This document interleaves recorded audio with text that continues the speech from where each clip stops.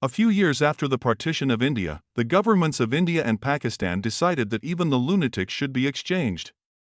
That is, Muslim lunatics from Indian psychiatric hospital would be sent to Pakistan, and Hindu and Sikh lunatics from Pakistani psychiatric hospital would be sent to India. Whether this decision was right or wrong, no one knows, but it was published in the newspapers.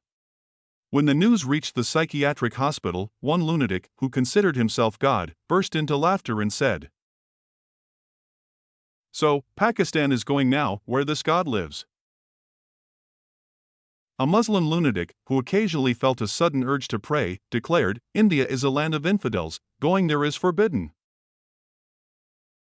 A Sikh lunatic who had been silent for days suddenly shouted, "Jo bol so nihal. Sat Sri Akal." One day, two lunatics got into a fight. One insisted that Muhammad Ali Jinnah was the Prime Minister of India, while the other cursed and said that Nehru was the Prime Minister of Pakistan. The fight escalated so much that both had to be tied up. A lunatic who used to be a mathematics teacher spent his days drawing lines on the ground and calculating the balance of India and Pakistan in numbers. If someone asked him a question, he would say something incomprehensible. Among them was a Sikh lunatic known to all as Toba Tek Singh.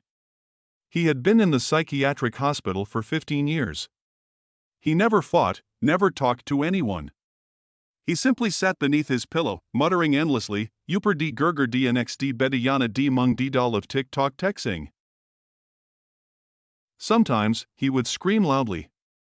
Other times, he would fall silent. The other lunatics feared him because of his strange silence and his habit of standing still for long periods. When the final list of the transfer was prepared, his name was included.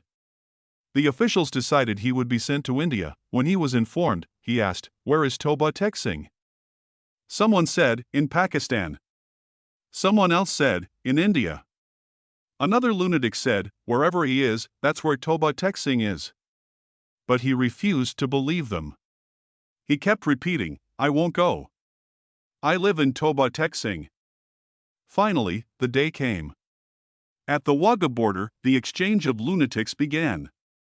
Soldiers, trucks, doctors, nurses, everyone was present.